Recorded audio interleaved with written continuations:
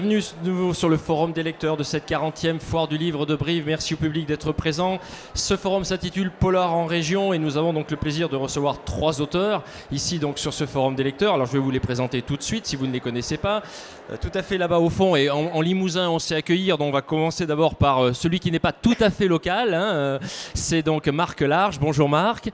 Bonjour. Vous nous venez des Landes ? C'est oui, bien ça, oui, hein. oui. Et d'ailleurs, votre éditeur est situé à Dax. Ce sont les éditions Passiflore. Donc, le retour de la suite, on en parlera dans un instant. Je me tourne maintenant vers donc, Sonia Fournet-Perrault, qui a écrit donc Mégalithe Rock chez les Ardents Éditeurs et qui est locale, je crois qu'elle est de Limoges. De Limoges, exactement. Exactement. Oui. Bienvenue donc ici à ce forum des lecteurs, Sonia. Et enfin, Daniel Dugès pour La Parfaite est arrivée aux éditions Les Monédières. Et vous êtes aussi un local. Oui, de Bellac. De Bellac. En Haute-Vienne. En Haute-Vienne. Bon, bienvenue à tous les 3. Alors, on va démarrer ce forum par un petit questionnement, je dirais, commun. Nous fêtons un anniversaire, vous l'avez remarqué quand même, j'imagine, hein, la 40e. Je vais me tourner vers Daniel, qui est peut-être le plus ancien de ceux qui participent aux foires. Alors, combien d'éditions, Daniel ? Environ une dizaine. Une dizaine ? Bon, je pense qu'il n'y aura pas photo. Sonia ? Ah, moi, c'est tout petit, 2. 2. Et puis Marc ? Moi aussi, c'est la deuxième. Deuxième également. Bon. Un souvenir, une anecdote de ces 2 premières foires, déjà, aujourd'hui, ou enfin, cette année ou l'année dernière ? La première fois, j'étais à côté de Poulidor. Voilà. Et c'était moi le deuxième en dédicace. Bravo. Et cette année, pour l'anecdote, il se trouve, par le plus grand des hasards, que je dédicace à côté de Ronan Luce, qui est le beau-fils de Renaud. Et il y a la petite fille de Renaud, la fille de Lolita, qui dessine à côté. Et c'est marrant, on s'est retrouvés par hasard. On comprendra pourquoi tout à l'heure l'allusion à Renaud, justement, grâce au livre Le Retour de la suite. Une anecdote, Sonia, sur l'année dernière ou cette année ? Alors moi, un souvenir ? Oui, j'ai un souvenir et une anecdote. À Brive, j'ai eu ma lectrice la plus rapide, 2 heures chrono. C'est la première fois que ça m'arrivait. Elle a acheté le livre, elle est revenue 2 heures plus tard. Ah oui, impressionnant. Lecture express. Ouais. Daniel, alors sur ces 10 éditions, ça va être difficile de faire un choix. Oui, j'ai eu Une année, j'avais la file de Grand Corps Malade qui passait devant moi et qui bloquait mon stand. Après, donc, je racontais partout que Grand Corps Malade m'avait fait un mal pas possible, quoi. Évidemment. Merci pour ces petites anecdotes anniversaires de ces premières éditions. Alors, Polar en région. Sonia, tiens, je vais commencer par vous cette fois-ci. Oui.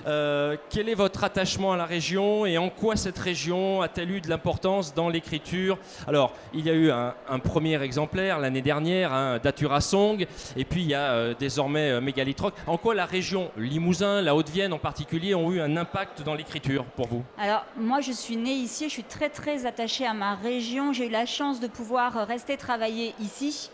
Je n'en partirai pour rien au monde, et donc je ne pouvais que parler de ma région, plus spécialement de Haute-Vienne, parce que je suis de Limoges, donc haute-viennoise, mais aussi la Creuse et la Corrèze. Donc pour moi, c'était très important de la mettre en valeur, cette région que je trouve très belle. Vous avez été obligé quand même d'explorer un petit peu, ou alors les lieux haut-viennois que vous évoquez, que ce soit dans Datura ou dans Mégalithe, vous les connaissiez par cœur ? Je les connais par cœur. Montre. Marc, de votre côté, la région landaise n'a pas trop de rapport avec le roman dont vous nous parlez, mais vous avez quand même beaucoup d'ouvrages qui parlent des Landes. Et cette région landaise, elle vous tient à cœur, j'imagine. Oui, j'ai passé mes 6 premières années en Afrique, en Côte d'Ivoire. Et arrivé à l'âge de 6 ans, la région, le sud-ouest m'a plu, le Pays Basque, les Pyrénées, les Landes. Maintenant, je vis à Orthez, qui est dans le Béarn, mais c'est un secteur que j'aime beaucoup, qui me plaît. Et avec les points communs avec Brive, c'est terre de rugby aussi, Dax, Mont-de-Marsan. Et voilà, c'est un état d'esprit aussi gascon que j'aime beaucoup. Et cette région, et en particulier Landes, a donné lieu à des ouvrages, en plus. Oui, beaucoup. Oui, j'ai écrit sur l'ours des Pyrénées, c'était mon premier ouvrage. C'est comme ça qu'on s'est connus avec Renaud, parce qu'il était impliqué dans la sauvegarde de l'ours des Pyrénées. Et oui, des ouvrages sur les Pyrénées, les Landes, le Béarn, effectivement. Le photographe Félix Arnaudin, c'est bien ça, Arnaudin, qui a photographié les Landes avant même qu'il y ait les plantations de pin maritime sous Napoléon III. C'est ça, c'est le Landais le plus célèbre donc, du 19e siècle, qui était ethnographe, photographe, ethnologue, archéologue, musicologue, poète. Daniel, la région, vous qui avez de nombreux romans aux éditions Les Monédières, j'imagine que cette région limousine au sens large et peut-être même creusoise, on en parlera un peu pour la parfaite, Oui, vous a beaucoup inspiré. Le Limousin me plaît à ce point que je viens du Tarn-et-Garonne en fait. Et quand je suis arrivé en Limousin, j'y suis resté depuis 50 et des poussières, années. Donc voilà, tout est dit au point de vue de mon amour du Limousin. Alors, venons-en maintenant un petit peu, on va se rapprocher de vos ouvrages et de vos livres.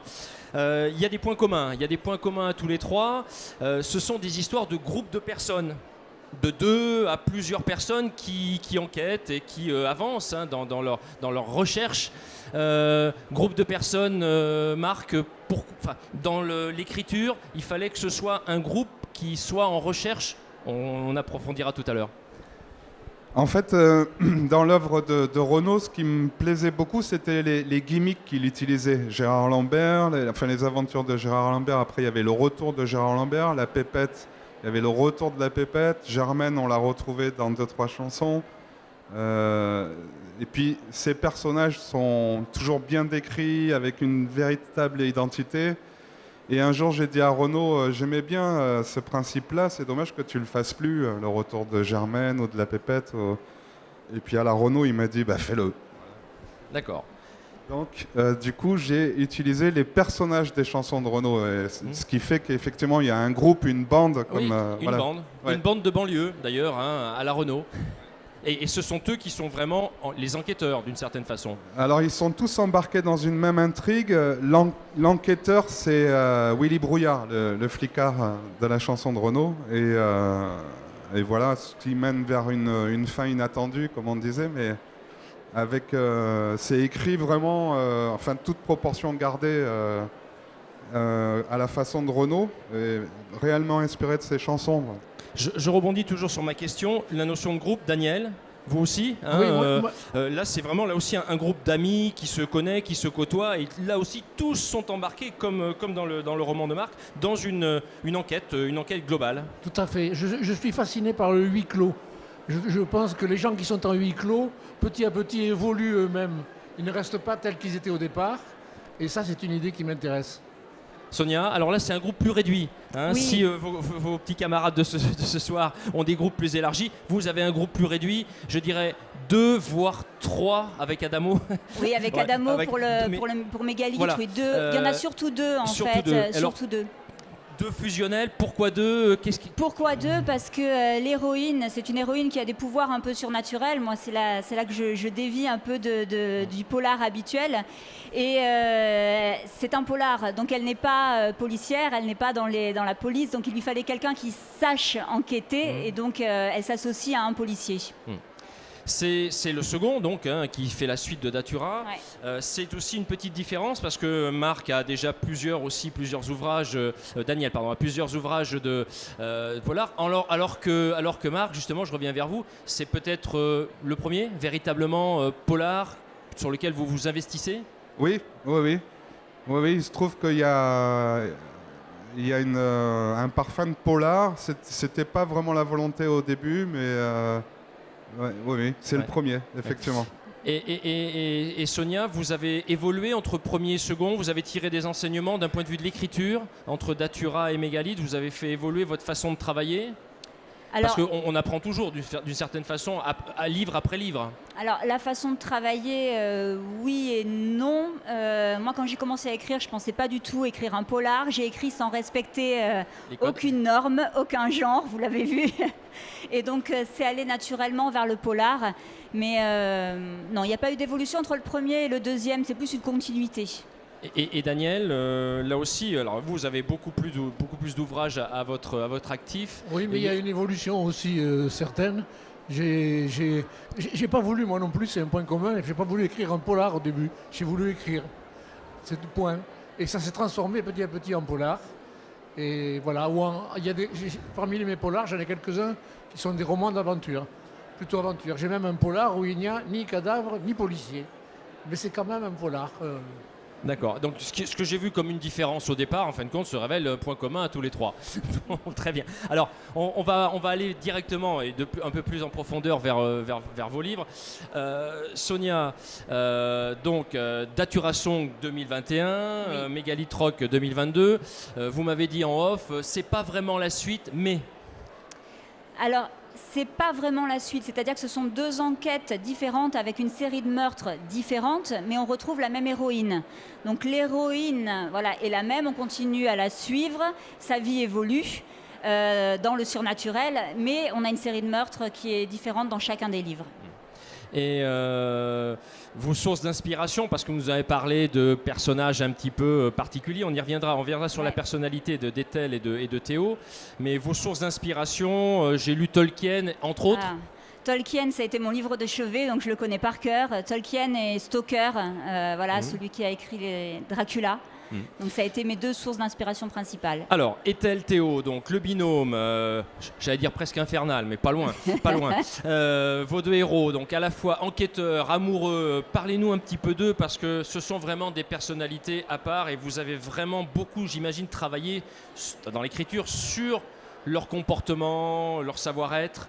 Tout au long de l'enquête. Alors Ethel, elle est particulière, elle est professeure d'université, elle a l'esprit qui est sans cesse en fusion, donc c'est ce qu'on retrouve dans le livre parce qu'on est dans son esprit, donc on suit son raisonnement qui n'est pas toujours très facile à suivre, elle part un peu dans tous les sens avec un caractère très affirmé.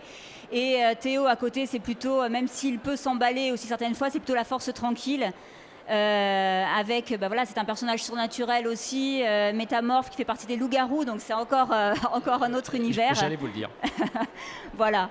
Donc oui, j'ai beaucoup travaillé sur les caractères de façon à ce qu'ils se complètent sans empiéter l'un sur l'autre. Et je me suis beaucoup amusée. Et ils sont pas tendres l'un envers l'autre quand même. Même s'ils enquêtent ensemble, même s'il y a de l'amour et beaucoup d'amour, on se parle de façon assez crue entre on se laisse pas faire. On se laisse pas faire. Qu'on soit homme ou femme d'ailleurs. Non, c'est les 2. Il faut de l'équité. Moi, je n'aime pas l'idée d'une héroïne qui s'écrase ni qui l'emporte sur l'autre. Donc il fallait qu'il y ait du répondant face à la verve d'Ethel. Daniel, vous m'avez un peu tendu la perche, on reviendra, on approfondira, on continuera. Daniel, je viens vers vous maintenant. Vous m'avez tendu la perche, j'ai dit un roman policier sans policier, mais c'est presque le cas dans La Parfaite est arrivée. C'est presque le cas. Oui, c'est presque le cas aussi, oui. Mais bon, il y a quand même quelques policiers à la fin. À la fin. Non, parce que moi j'étais resté sur le commissaire Carrel. Alors vous me dire que ça date un peu, mais commissaire Carrel qui était truculent dans Le Cerf sème le trouble, entre autres, ou j'avais lu aussi Au soleil de l'abbaye. Oui. Bénévent l'abbaye en Creuse, c'est pas si loin que ça. Et puis là, je m'attendais à le voir à débouler, à la page 20, toujours page 30, enfin bref, pas de commissaire Carrel. Mais vous avez vu qu'il y a un commissaire qui vient qui s'appelle Lérac. Lérac, c'est l'inverse de Carrel. Eh bien, vous me l'avez fait découvrir. Je ne sais pas si vous aurez le plaisir. D'où vous vient aussi cette passion pour l'histoire ? Parce que on est en pleine égyptologie, il faut le dire, dans le roman, et on voit que par la couverture, c'est parfaitement compréhensible. Vous avez une vraie passion pour l'histoire avec un H, un grand H ? Ah oui, pour l'histoire en général. Et l'histoire de l'Égypte, quand j'étais jeune, donc il y a très longtemps, j'ai passé un certificat d'histoire de l'art sur l'art égyptien. Donc je me suis rapproché beaucoup de l'Égypte. Sans y être jamais allé, hélas, mais l'Égypte m'intéresse particulièrement. Alors vous devez être malheureux parce qu'aujourd'hui, dans les programmes d'histoire des collégiens, l'Égypte est réduite à peau de chagrin. Ah, plus rien. Il n'y a quasiment plus rien pour dire les choses. Donc vous faites une bonne œuvre en tous les cas là, en parlant justement de Néfertiti. Oui, c'était Néfertiti et Akhenaton, c'est un couple quand même totalement mythique et totalement extraordinaire. Alors je fais allusion au buste de Néfertiti, qui est une pièce qui est à Berlin et qui est une sculpture mais absolument magnifique. Vous faites allusion aussi à des épisodes pas très glorieux pour les Européens que nous sommes, c'est-à-dire les pilleurs de tombeaux. Oui. On n'oubliera pas quand même que l'Égypte a été sacrément pillée par les Anglais, les Français et peut-être d'autres nationalités qui ne se sont pas privés de fin 19e, début 20e siècle de ponctionner tout ce qui les intéressait dans le patrimoine égyptien. Tout ce qu'ils pouvaient. Quand on s'intéresse, on est surpris de la quantité d'objets, de momies qu'ils ont ramenées. J'ai plus de chiffres en tête, mais c'est au-delà de 2 000 à 3 000 momies qui ont été ramenées d'Égypte à cette époque.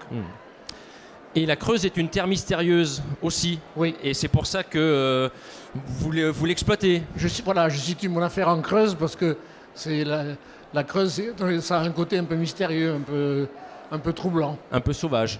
un peu sauvage. Et je reviens vers Sonia, la Haute-Vienne aussi d'une certaine façon, avec le néolithique et tout ce que ça comporte. Oui. Terre mystérieuse. Oui, terre mystérieuse, oui. Terre de Ça colle sorcellerie, complètement. c'est très bien. Allez Marc, je me tourne vers vous maintenant. Alors, on l'a compris, Gérard Lambert, Renaud, les années 70. Racontez-nous quand même comment vous avez rencontré Renaud, comment vous avez transformé l'essai, sans parler rugby, mais en tous les cas, pour justement faire que les aventures de Gérard Lambert, la chanson, soient porteuses de votre roman. Racontez-nous votre relation avec Renaud Séchant. Donc on s'est rencontrés il y a une vingtaine d'années. Un jour, je reçois un coup de fil de sa part et je pensais que c'était une blague de copain. Allô Renaud, c'est vrai. Et en fait, il m'a donné rendez-vous à la sortie d'un concert qu'il faisait à Bordeaux. Et il s'est approché assez timidement avec l'un de mes livres où il me demandait une dédicace. Je me disais, c'est quand même le monde à l'envers. Et en même temps, c'est toute la simplicité de Renaud. Et il se trouve que j'étais fan, comme beaucoup, adolescent, le bandana, le cuir, tout ça, c'était Le petit foulard tout autour un du cou. univers. Ouais. Et puis voilà, j'ai découvert quelqu'un de très sympathique, très simple, très cultivé et avec une réelle sensibilité. Donc là, on s'était rencontrés autour de la cause de l'ours des Pyrénées. Et il voulait s'impliquer de nouveau pour la défense de l'ours. Il y avait eu le drame avec Canel. Oui. Et puis, donc du coup, il était devenu parrain d'une ours qui avait été introduite. Et voilà, on s'est connus comme ça. Et puis après, on a gardé le contact avec une chouette amitié. Et la chanson Les Aventures de Gérard Lambert, comment vous avez basculé sur cette chanson pour ensuite passer à l'écriture ? Alors c'est l'intro du livre. C'est l'intro du livre avec cette altercation, ce baston entre Gérard Lambert et le Petit Prince, en l'occurrence. Un petit bourgeois, quoi, hein. Il y a toujours cette rivalité qui était présente dans ses premières chansons. Et mine de rien, c'est un meurtre dans la chanson. Il y a quelqu'un qui meurt avec un coup de clé à molette entre les deux yeux. Et ça démarre comme ça, et je voulais garder ce ton humoristique et commencer à apporter d'autres pièces, d'autres individus. La chance, donc, comme on le disait, c'est que Renaud définissait très très bien les personnalités, les costumes, les intérieurs. Donc c'était assez facile de s'imprégner de tout cet univers-là. Et puis par ailleurs, j'aime beaucoup San Antonio, Frédéric Dard, et je voulais qu'il y ait ce ton-là, un peu, voilà, ce qui plaît aussi à Renaud. Donc on s'est connus comme ça, on a gardé le contact. J'étais chez lui il y a 1 ou 2 mois à l'Île-sur-la-Sorgue pour tatouer ses copains. Et voilà, j'ai retrouvé quelqu'un de très simple, avec une maison simple, une petite bagnole simple, pas du tout matérialiste, mais quelqu'un de très torturé, bipolaire, fragile, nostalgique. J'allais vous poser une question peut-être indiscrète, vous n'êtes pas obligé de répondre. Oui. En bonne santé plutôt ? Oui, Ouais. ça fait plus de 2 ans là, qu'il est au verre d'eau. Et donc, oui, assez bien en forme. Et j'étais content que ça lui parle, que ça il validait, quoi. Donc j'imagine que vous avez pris un immense plaisir à introduire dans votre écriture des passages des chansons de Renaud et qui nous ramènent en 1977. Ça a été, j'imagine, pour vous un plaisir immense d'introduire tous ces extraits de chansons. Oui, c'est ça démarre en 77, ça finit à notre époque. Et du coup, on parcourt toute l'œuvre de Renaud, et effectivement, il y a des extraits de chansons détournées dans le texte. Pour que... Oui, il y a des lecteurs qui m'ont dit que parfois ils le lisaient en chantant un peu. Et Et la plupart y compris des fans de Renaud, étaient troublés par l'interprétation que j'en ai faite quoi, de ces chansons. Comment tous ces personnages ont été reliés dans une même intrigue. Et sans spoiler, sans révéler, il y a aussi une approche de sa maladie, quoi, de son génie qui est aussi une faille, quoi. Et dans ces références, il y a les paroles de Renaud, mais il y a aussi, et Sonia m'a jeté un petit coup d'œil, elle sait très bien que je vais lui parler musique dans quelques instants, bien évidemment, mais il y a une très très forte empreinte aussi de plein d'autres chanteurs. Alors j'ai relevé Jacques Dutronc, Johnny Hallyday, John Lennon, Serge Gainsbourg, The Clash, et beaucoup de références cinématographiques également. Oui, c'est vrai, ouais, il y a on retrouve même des séries des années 80, oui, ça peut... Et aussi le grand banditisme de cette époque-là, de la fin des années 70. Jacques Messrine, pour ceux qui ont connu, Robert Broussard, Pierre Goldman. Ouais. Alors justement, Sonia, la passerelle est toute trouvée parce que comme Marc, véritablement, vous avez dans votre récit, alors là c'est un nombre incalculable parce que je ne me suis pas amusé à compter, d'extraits de chansons, de répliques de films et pour la plupart en anglais. Pour beaucoup en anglais, oui. Oui, parce que moi j'écoute beaucoup de rock et de métal. Voilà, donc, et comme j'écris en écoutant de la musique de façon systématique, j'ai les paroles des chansons qui viennent la plupart du temps s'insérer tout naturellement dans l'écriture. Et donc je les insère comme elles viennent. C'est hallucinant. Enfin, vous en avez. Je vous ai pas compté, j'imagine. Et c'est pas la question, mais c'est quasiment 1 à 2 par page. Oh non. Oh non. Non, peut-être pas autant. Mais il y en a pas mal, ouais. Il y en a pas mal. Ouais. Mais ça vient naturellement. Donc. Bon, et moi, j'écris en chantant. Voilà, c'est encore. Ah, très intéressant. Et alors, vous avez des styles musicaux préférés que vous avez. Peut-être sur lesquels vous avez rock, metal et punk, voilà. Ouais. Et ça allait bien avec l'héroïne en plus, qui est dans cette, qui a vraiment un côté punk, un peu hors les clous, limite borderline. Ça lui allait bien.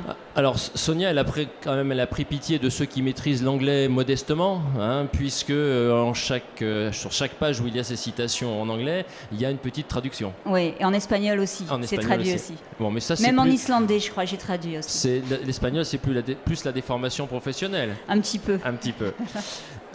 Daniel, comme Sonia, on va pas parler musique, hein, bien évidemment, mais on pourrait aussi. Hein, oui. Mais comme Sonia, on est aussi dans votre roman, dans l'irrationnel. Je sais pas si c'est le mot un peu à la mode, mais en tous les cas, on est dans l'irrationnel d'une certaine façon aussi. J'aime bien laisser supposer que c'est irrationnel, et puis à la fin, ça ne l'est pas. J'aime bien sortir de l'irrationnel. Et Sonia, vous partagez aussi ce mot, enfin cette irrationalité, ça peut coller à votre mégalithe rock ? Alors, mégalithe rock, c'est carrément surnaturel. On est dans l'univers fantastique, vraiment. Datura Song, le premier, on est plus sur un entre-deux. C'est-à-dire qu'on hésite entre la réalité et l'irrationnel, comme vous dites, tout du long. Mégalithe, on est vraiment dans le surnaturel. Daniel, je reviens vers vous. Là aussi, l'intrigue, et je reprends un passage, et là c'est un mot anglais justement, hein, je sais pas, on pourra peut-être se le faire traduire, c'est le choix du principe récent dans votre ouvrage sur l'enquête. Un de vos personnages parle d'escape game. On traduirait ça comment ? Mais c'est ça, j'ai pas trouvé de traduction vraiment. Donc j'ai gardé escape game. Escape game. Alors justement, parlez-nous un peu de cet escape game dans lequel on est, dans lequel votre équipe, vos enquêteurs sont. Les escape games, ce sont des jeux où les gens ont des activités à faire de façon à trouver un trésor ou à résoudre une énigme quelconque dans un lieu clos. Et mes héros, à un moment donné, se sentent dans un escape game, quoi. Ils sont complètement en train d'escaper. Je ne sais pas si on peut dire ça comme ça. Mais en tous les cas, on est dans un espace géographique très restreint d'une certaine façon. Oui, c'est un huis clos. Ça veut être une sorte de huis clos, même s'il se déplace un peu. Mais ce groupe de personnes reste ensemble pendant un mois. Alors, des personnages quand même... alors, vous avez associé des personnages qui ont des personnalités, mais alors radicalement différentes. Vraiment radicalement différentes. Là aussi, quel choix vous avez opté, sur quel choix vous êtes à parti pour justement nous mettre côte à côte des amis mais qui se ressemblent pas du tout? Parce que souvent les amis ne se ressemblent pas du tout, d'une manière générale. Et donc, moi ça m'intéressait. C'est ce que je vous disais tout à l'heure, je trouve que quand les gens vivent en groupe clos, un huis clos, un vase clos, au bout d'un moment, s'ils y restent longtemps, ils changent. Ils se révèlent plus. Et donc, j'espérais que petit à petit, ils allaient changer. J'allais les faire changer. Mais mes expériences en matière de vase clos m'ont toujours mené à ça. À un moment donné, j'écrivais sans savoir ce que j'allais écrire. C'est-à-dire, je me dis, par exemple, il ouvre la porte, il tourne la poignée, il ouvre la porte, derrière, je ne savais pas ce qu'il y avait. Et le livre avançait comme ça, jusqu'à que petit à petit les choses se définissent. Sonia, vous êtes un peu dans cette mouvance-là. Vous avez l'air d'acquiescer Oui. aux propos de Daniel. Moi, c'est les personnages qui écrivent l'histoire, en fait. C'est que je sais à peu près où je veux aller, mais je laisse écrire, je laisse venir, et l'histoire se forme comme ça, se crée d'elle-même petit à petit. Ouais. Mais en même temps, et c'est la question que je voulais vous poser, donc vous me tendez la perche, vous avez un souci du détail sur les personnages, les décors intérieurs, les décors extérieurs, les comportements.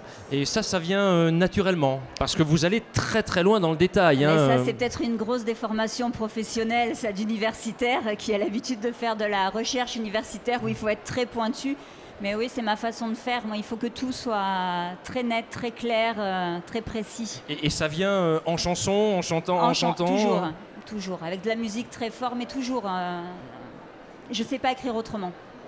Marc, vous écrivez en écoutant de la musique, en chantant, ou alors vous êtes complètement immergé dans votre écriture? Oui, j'ai pas écouté du Renaud.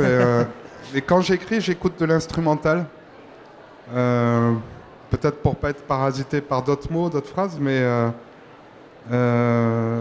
voilà, par rapport à ce qu'on disait sur l'identité des personnages et tout ça, là, c'est assez varié finalement. Il y a Slimane qui est d'origine kabyle, Gérard Lambert qui lui est un peu bas de plafond avec ses blagues qui tombent à plat. Germaine, c'est un peu la meneuse, la hippie, un punk en devenir, mais voilà, ces identités-là sont assez fortes. Et j'avais écrit un fil conducteur, et pour aller vers une fin qui était assez compliquée à écrire. Et du coup, j'ai eu l'aide de Johanna Turpo, qui est... Vous pouvez en parler, Voilà. allez-y. Oui. Qui a participé à ce livre, parce qu'initialement, l'idée, c'était d'en faire un court-métrage avec des amis comme Daniel Prévost, Gustave Carverne, Juliette Arnaud, Guillaume Meurice, tout ça. Enfin, tous étaient partants pour jouer l'un des rôles de ce court-métrage. Et je me suis lancé dans un récit où il y a un switch à la fin, quelque chose d'assez... où il ne faut pas se planter, quoi. Si on relit le livre, il faut qu'il n'y ait rien de bancal et que le lecteur ait vraiment eu le sentiment de se faire berner à un moment sans s'en rendre compte. Et donc, Johanna a été d'une aide précieuse sur ça. Elle est très, très précise, très... Elle vous aurait recadré d'une certaine façon? Oui, il y a des moments, elle m'a dit là, par exemple, il faut qu'il porte des gants pour telle et telle raison. Là, c'est lui qui porte une cagoule. Enfin, c'est des petits détails, mais qui peuvent pêcher après pour la globalité du récit. Et justement, Sonia, puisqu'on parlait de détails, vous aussi, vous avez été très pointu justement sur les tenues, Oui. sur toutes ces choses sur lesquelles vous avez vraiment mis l'accent. J'y reviens parce que ça m'a vraiment marqué tout au long du livre. Oui, c'était, pour moi c'est très important, puis ça permet de bien identifier les personnages, pas seulement par le caractère, les lieux aussi. Et moi j'ai la chance aussi d'avoir un éditeur qui repasse bien derrière moi, parce que moi, mon esprit part un peu dans tous les sens parfois. On peut le citer, c'est Jean-Marc Ferrer. Voilà, Jean-Marc Ferrer des Ardents Éditeurs. Éditeurs. Et c'est vrai qu'il va aller chercher des petits détails. Moi je suis passée un peu vite et il me dit attention, ça t'as dit ça à tel endroit, donc il faut rattraper ici pour que ça... Donc c'est vrai qu'on a besoin de personnes comme ça qui viennent nous relire pour voir ces petites choses qu'on a pu laisser passer. Et même question pour Daniel, là aussi le détail, il faut revoir, on peaufine, on améliore, on change, on essaye d'aller au mieux que l'on peut grâce peut-être à des conseils éditoriaux. Tout à fait, oui. Moi, les détails, je vais plutôt les chercher dans le décor. Le décor a une importance. Dis-moi où tu habites, je te dirai qui tu es. C'est un peu ça, quoi. Mais c'est vrai que dans le cheminement de votre équipe qui s'enfonce dans les entrailles d'une grange, là, avec un couloir, dans un dédale qui aboutit à une espèce de salle du trésor, on pourrait dire ça comme ça, Ouais. c'est vrai que là aussi c'est très très détaillé. Oui, voilà. C'est beaucoup plus que par les habits. Je suis un peu moins spécialiste des habits, comme vous voyez. Et donc, voilà, c'est plutôt le décor qu'il y a autour. Marc, j'aurais voulu que vous me parliez d'un de vos personnages, c'est possible? Manu. Manu, il fait partie de l'équipe, bien évidemment, hein, comme Pépette et les autres. C'est un personnage central. Il rassemble et il subit à lui seul, j'avais mis de nombreux mots.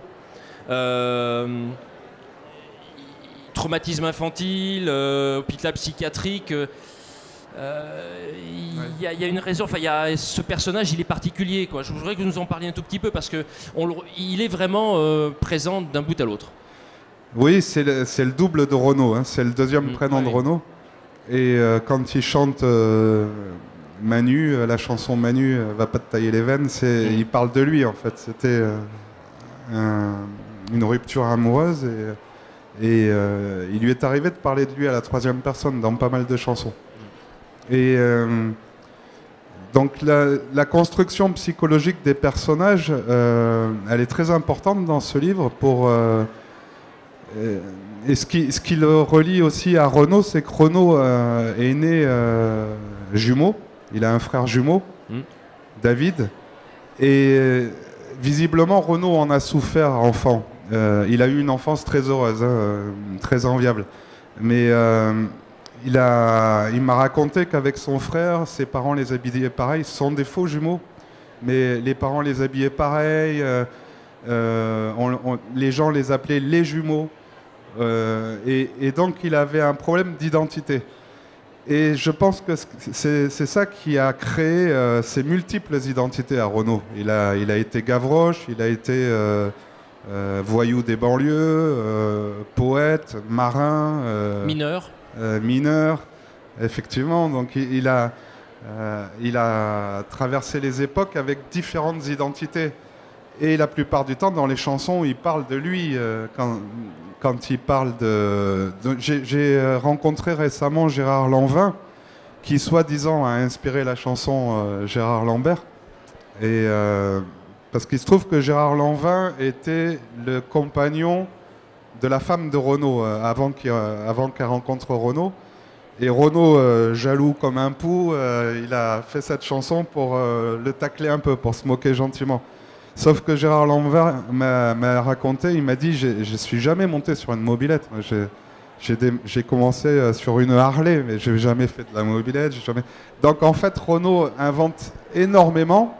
C'est une éponge. À chaque fois, il lui suffisait d'aller dans une piole, dans un HLM avec des hippies. On a l'impression qu'il a toujours connu ça quand il décrit le contexte, les personnes, le langage, voilà. Donc, je reviens à votre question, c'était sur l'identité, sur Manu. Sur Manu, parce que oui. C'est le personnage central. Intégré à une secte, une secte, hôpital psychiatrique, il est aussi instigateur de cette prise d'otage. Donc c'est quand même un personnage très complexe. Qui m'est inspiré aussi par Jim Morrison. Je lui ai attribué le même quotient intellectuel que Jim Morrison, qui était très élevé. Et les mêmes fêlures, les mêmes blessures, les mêmes. Très souvent, ces gens-là sont des génies, mais par ailleurs des malades psychotiques, quoi, malheureux au quotidien. Alors, il y a un personnage auquel j'ai fait allusion tout à l'heure, Sonia. On peut considérer qu'il fait aussi partie de la trilogie des trois personnages, c'est Adamo. Parlez-nous de ce personnage, parce que j'ai l'impression que par rapport à vos deux héros, c'est un peu, comment dirais-je, celui qui les initie, celui qui les met sur la piste, sur les pistes. Je sais pas, est-ce que j'ai bien lu? Oui, c'est bien, c'est pas mal, c'est pas mal. Merci. Bonne note. Non, alors Adamo, c'est un personnage un peu à part. C'est un sorcier de nos campagnes, en fait, comme on en a pas mal en Limousin, qui pratique cette sorcellerie un peu du terroir. C'est pas péjoratif du tout quand j'emploie ce terme-là. Qui utilise les plantes, qui coupe les mots, qui jette des sorts, voilà, qui est très doué en plantes létales, qui les connaît à peu près toutes, et qui a un caractère extrêmement trempé, qui est assez misogyne, quand même, il faut le dire. Ce qui fait réagir est-elle, bien évidemment. Pardon ? Ce qui fait réagir est-elle, bien évidemment. Bien sûr. Et oui, c'est un peu, malgré tout, c'est un peu un guide derrière le côté acariâtre, derrière le côté désagréable. C'est un guide qui va initier les deux autres héros à cette sorcellerie du terroir. Oui. Et Daniel, justement, est-ce qu'il y a un de vos personnages, parce que j'ai moins ressenti le personnage un peu au-dessus. Il y a Manu, là Adamo, et là j'ai un peu moins ressenti. On a l'impression qu'ils sont un peu plus soudés, mais est-ce qu'il y en a un qui vous semble émerger un petit peu plus dans votre groupe d'enquêteurs? Oui, pour moi, il y en a un qui émerge un petit peu, c'est l'égyptologue Nicolas, qui, sans lui, rien ne pourrait se faire, puisqu'il lit les hiéroglyphes, donc il débloque les situations, quoi, d'une manière générale. Et c'est vrai qu'il est l'instigateur de l'enquête, Oui. et il est secondé par un kinésithérapeute. Oui. Enfin, un kiné. J'ai un copain qui est kiné, il fallait que je le glisse dans le livre. Bon, quelle fin touchante, Marc, alors on va bien évidemment pas déflorer les chutes, même si on peut en parler, mais la fin est particulièrement touchante. Qu'en a pensé Renaud? Vous en avez parlé, vous en avez discuté, il a lu peut-être. Comment a-t-il réagi? Alors, Allez-y, non mais ça fonctionne. sur tout ce qui le concerne, il est extrêmement pudique. J'avais participé à un documentaire qui lui était consacré en 2015, un documentaire de Didier Varro, où j'avais illustré tout le documentaire du début à la fin. Et quand on l'a montré à Renaud, à la fin, il avait les yeux un peu humides, mais il n'ose pas, il commente pas. C'est un taiseux, il parle pas beaucoup, Renaud. Il parle pas avec ses potes, il parle pas dans la rue, et sur scène, il gueule, quoi. Et malgré l'ancienneté de votre relation, il vous a pas tout dit. Voilà, il m'a dit c'est chouette, c'est bien, je l'ai lu, j'ai aimé, voilà, ça suffisait. Mais ses deux amis les plus proches m'ont dit que ça l'a un peu perturbé, surtout sur l'aspect psychologique, quoi, du personnage central. Sonia, j'ai été particulièrement captivé, je vous l'ai dit ce matin, là aussi, lorsque je vous ai rendu visite sur votre stand, j'ai été particulièrement captivé par les 2 derniers chapitres, et je me suis fait un peu plaisir parce que je suis moi-même aussi enseignant, et la cartographie et la géographie finalement sert sur la fin de votre roman, puisqu'on a une petite carte de la Haute-Vienne, et on voit bien que c'est ce qui permet finalement de faire basculer le roman. Cette petite cartographie des différents meurtres qui se déroulent en Haute-Vienne fait vraiment avancer à grands pas et on va vers la chute, quoi. Exactement, oui. J'y tenais beaucoup à voir ces lieux, justement, qui ressortent l'importance des lieux et des lieux de Haute-Vienne avec ces menhirs et ces dolmens qui sont comme des points sur une carte qu'il va falloir relier pour avoir la solution de l'énigme. Ouais. Et alors sans dévoiler la chute, bien évidemment, mais véritablement tous ces meurtres autour de Ethel, puisque finalement le point commun c'est Ethel. Ouais. On a 5 meurtres au total, si je dis pas de bêtises, autour de 6 avec le dernier. 6 avec le dernier, bien évidemment. Et cette chute, vous l'avez préparée. Expliquez-nous un tout petit peu comment vous l'avez construite. Est-ce que si c'est pas dévoiler des secrets de fabrication? Non, pas du tout. Non, alors au début je vous disais que je laissais un peu l'écriture se faire et les personnages vivre. En fait, je les laisse exister. Mais j'ai déjà en tête un plan, c'est-à-dire que je sais où je veux aller, comment je veux y aller. Ce que je ne sais pas, c'est quelle route je vais prendre. Donc, mais c'est déjà préparé à l'avance pour justement arriver à ce final avec cette cartographie, justement. Daniel, là aussi, la chute, comment on l'a construit? Parce que là aussi, elle est très surprenante. Oui, à partir de la moitié, moi aussi j'ai un espèce d'angle de vue. Et à la fin, ça s'est fait tout seul. D'un coup, je me suis dit, il faut que ça rebondisse et que ça rebondisse encore. J'ai pas précisé, mais il y a quelques relations amoureuses également dans l'intrigue de Daniel. Il en faut un peu. Et il en faut, bien évidemment. Votre actualité, on arrive presque au terme de notre entretien. Votre actualité, je vais me tourner vers Sonia d'abord. L'actualité littéraire de Sonia, on continue dans le fantastique, le surnaturel. Oui, on envisage de poursuivre là-dessus. Alors le 3e est en cours d'écriture, ça sera le dernier, voilà, où il y aura des réponses qui seront apportées, qui n'ont pas forcément été encore abordées dans les 2 premiers. Et puis aussi peut-être un recueil de contes pour adultes, je précise, voilà, en cours dans le fantastique aussi. Bon. Marc, je ne l'ai pas dit, mais Marc, c'est un touche-à-tout. C'est vraiment un touche-à-tout, c'est incroyable. Il a un palmarès de livres qui vont dans toutes les directions et c'est impressionnant. Alors j'allais vous dire, est-ce que d'avoir goûté un peu à l'intrigue policière, ça vous a mis l'eau à la bouche et vous avez envie de continuer, ou alors vous allez repartir sur de la BD, de l'illustration? Vous avez énormément de cordes à votre arc, donc c'est difficile de faire le tour.